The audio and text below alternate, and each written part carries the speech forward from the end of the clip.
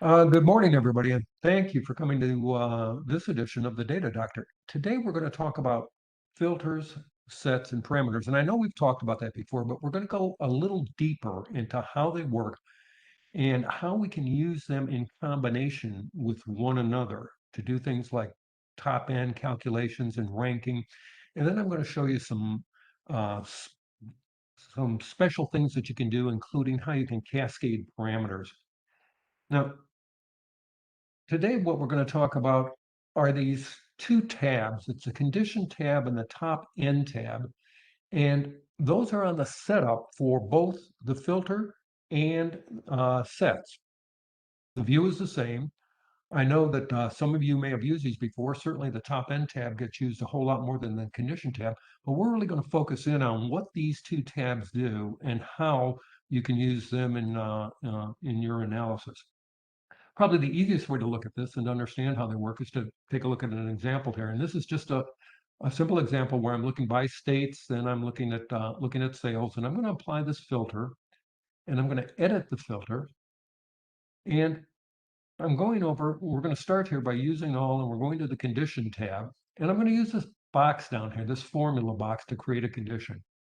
And this box works just like an LOD expression in the sense that anything that you put in here has to be aggregated. And what we're going to do is create a true false condition. We're going to use sum of sales, whoops,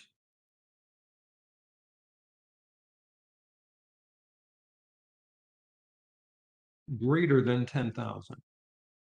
And when we apply that, now you can see that we've got the sum of sales greater than 10,000. Anything with less than 10,000 has been filtered out by that condition.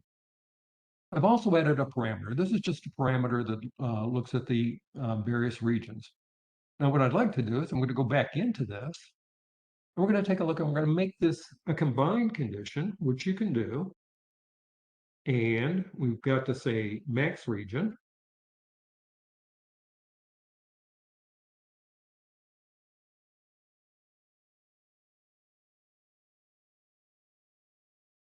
Is going to equal our parameter value.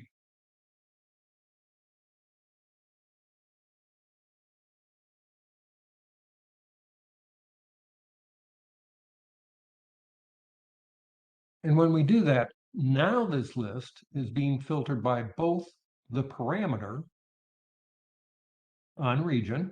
We can now see the central region, the southern region, and the western region.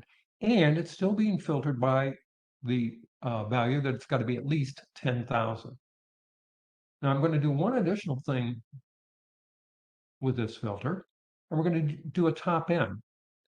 And I want to take a look, not at the top, but we're going to take a look at the bottom, and we'll take a look at the bottom four based on profit.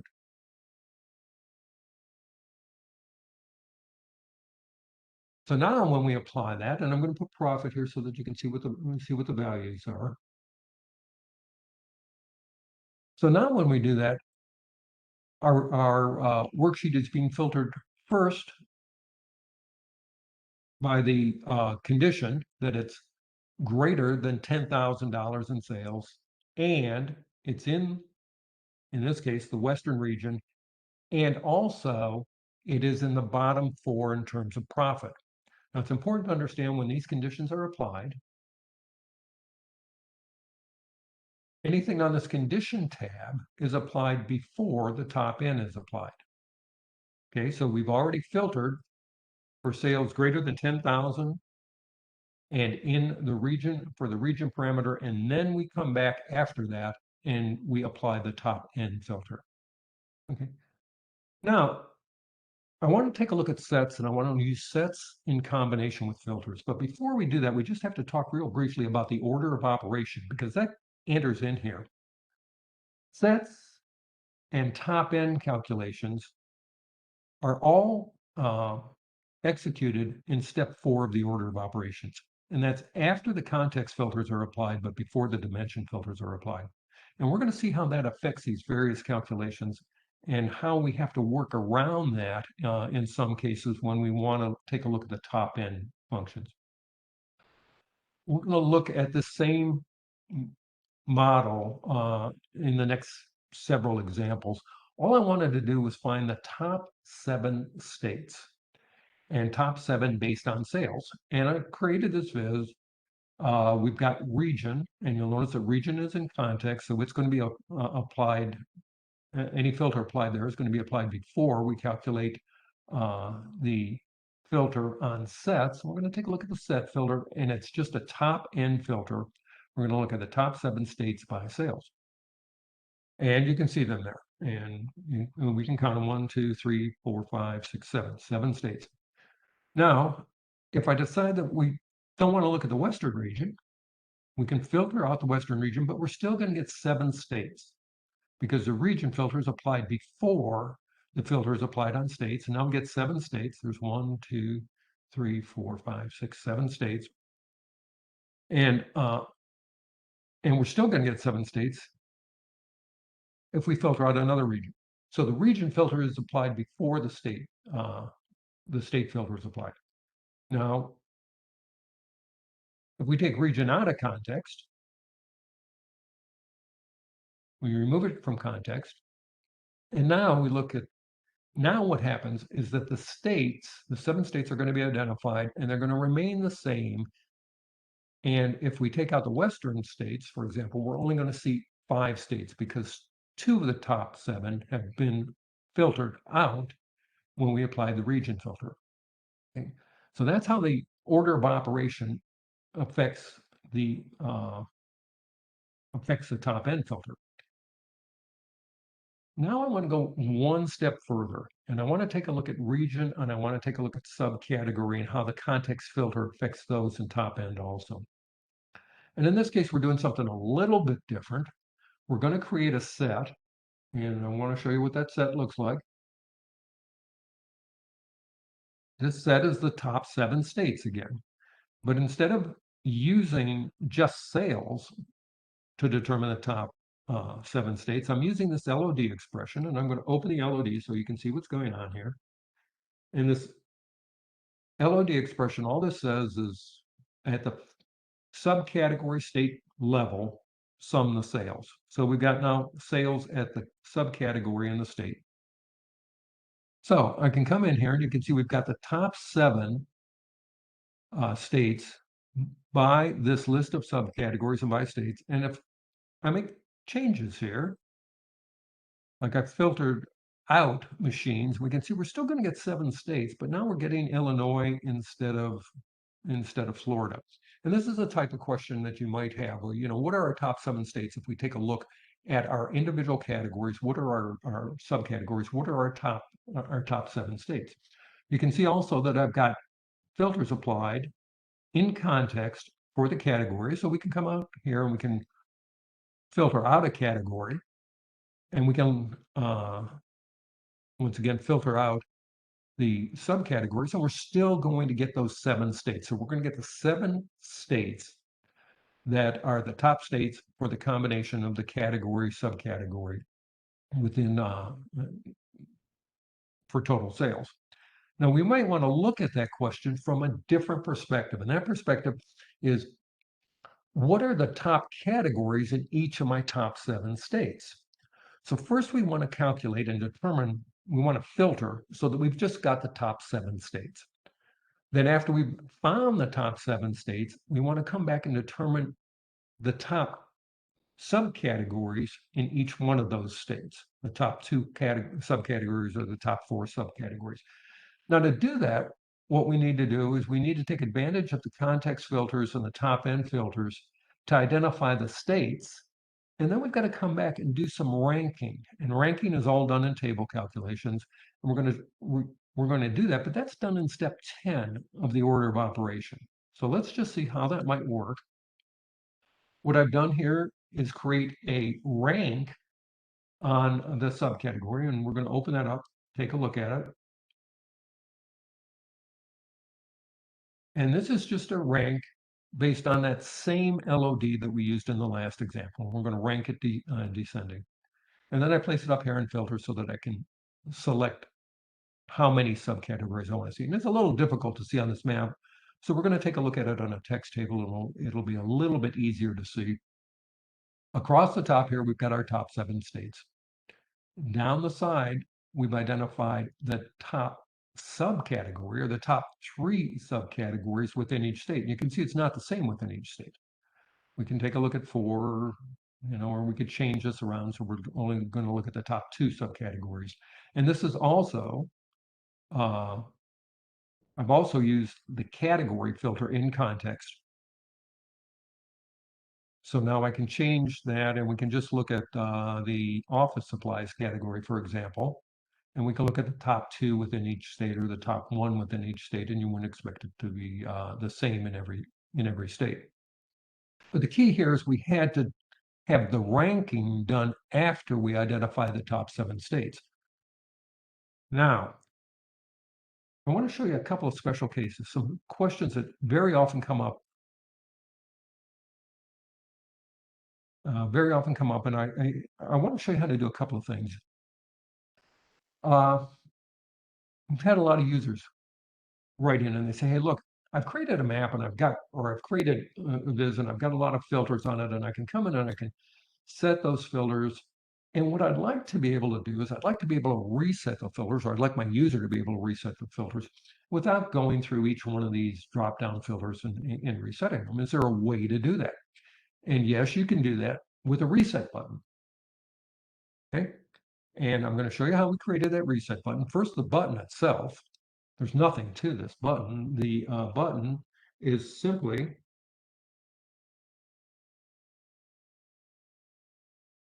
just a text word, reset. I've got it in single quotes. And I placed that on a viz, and the viz we're using here is a shape, and I put it inside a circle. And now what we need to do is on our dashboard where we brought the 2 together is we need to put in an action filter. And the way this filter works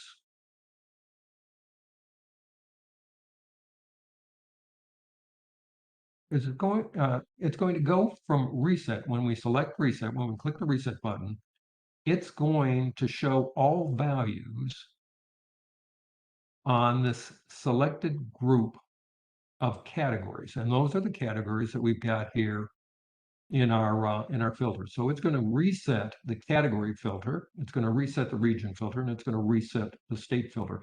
And you're going to get this message. You're going to say, hey, wait a minute, those fields aren't on the reset button.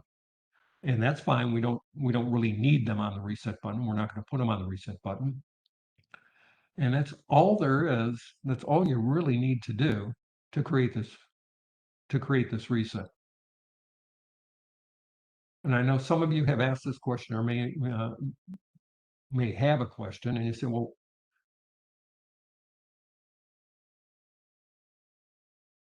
okay, I've broken the reset button, Sagar. We're going to have to cut that a little bit. Okay. Let me pick it up at, I don't quite know why I broke the reset button. No problem, Jim. Yeah. Okay.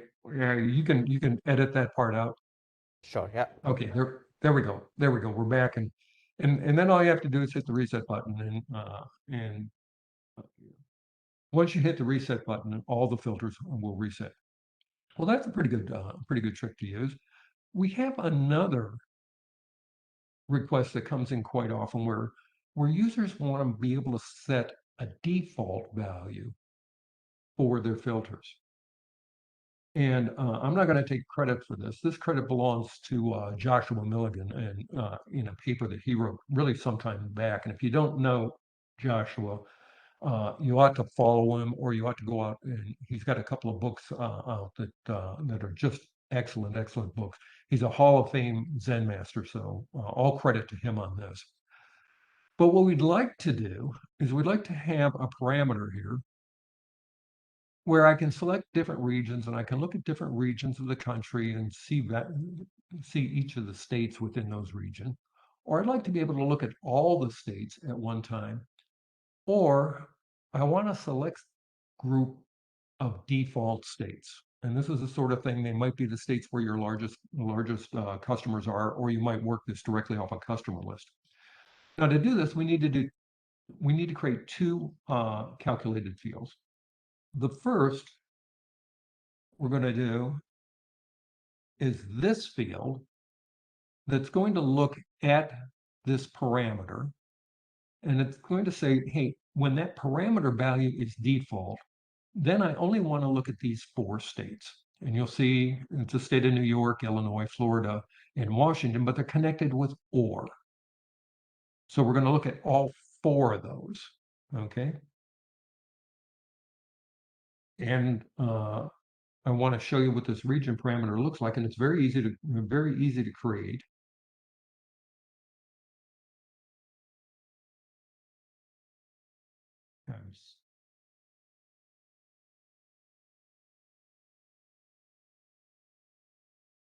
Very easy to create. All we do is create all 4 regions, and then we add the word all and add the word default. It's a string parameter. And we're going to use that in a true-false filter that simply says, look, if the region parameter equals all, return a true. If that's not the case, and the region parameter equals one of the 4 regions, then return a true. Or if the region parameter is default, then just return those 4 states, just return those 4 default values. And this gets kind of fun to work with when we combine it in a dashboard with other tables, because we can look at things like East, and we can look in each one of the regions, or we can come back to our default values and just look at the 4 states, and it can be combined through a total dashboard. Now, I got one other topic that I want to talk to you about, and that's cascading parameters. We get a lot of requests where people write in and say, "Hey, look, I've got like a hierarchy, and what I'd like to do is I'd like to be able to have a parameter, and I'd like to pick the highest level within that hierarchy, and then I'd like a second parameter. And when I open up the second parameter, all I want to see are the relevant values that are associated with the value I picked in the first parameter." And out of the box, Tableau doesn't really do that. Out of the box, Tableau, the parameter values are static. They are set by the user when you set up the parameter, and they can't be changed dynamically. So what I would usually recommend in that case is that you set up the first parameter as just a very simple. Let's just take a look at what this looks like. Just a very simple parameter where I've created a parameter on category and added a relevant value set filter here.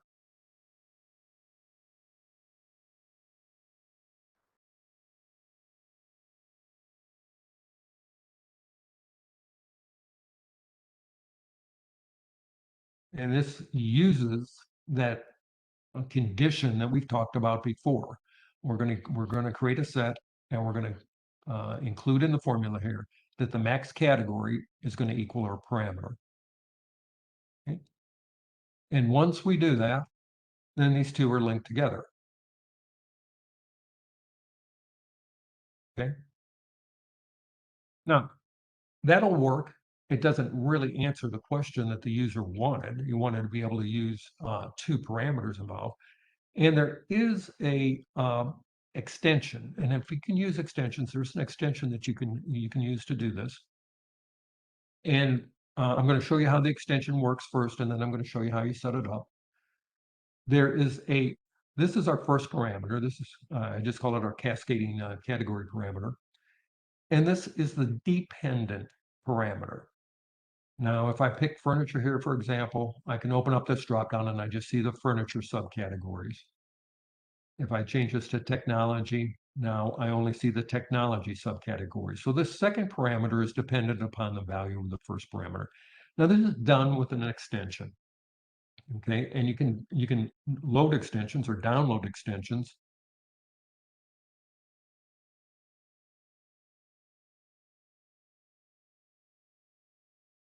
directly from the extension gallery. And you can use a search box here to search for the type of extension that you're looking at.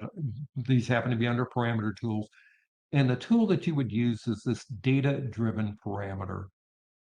That's the one that I've used here, and that's the one that's controlling the action that's going on here.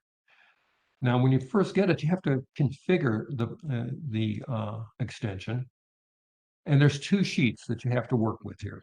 Now, this first sheet needs to know what parameter is going to receive the values from your selection. It needs to know where that parameter is, and it needs what values to put in there. And the second sheet needs to know the parameter that's driving this whole thing, or this cascading parameter. So let's take a look at what those parameters actually look like.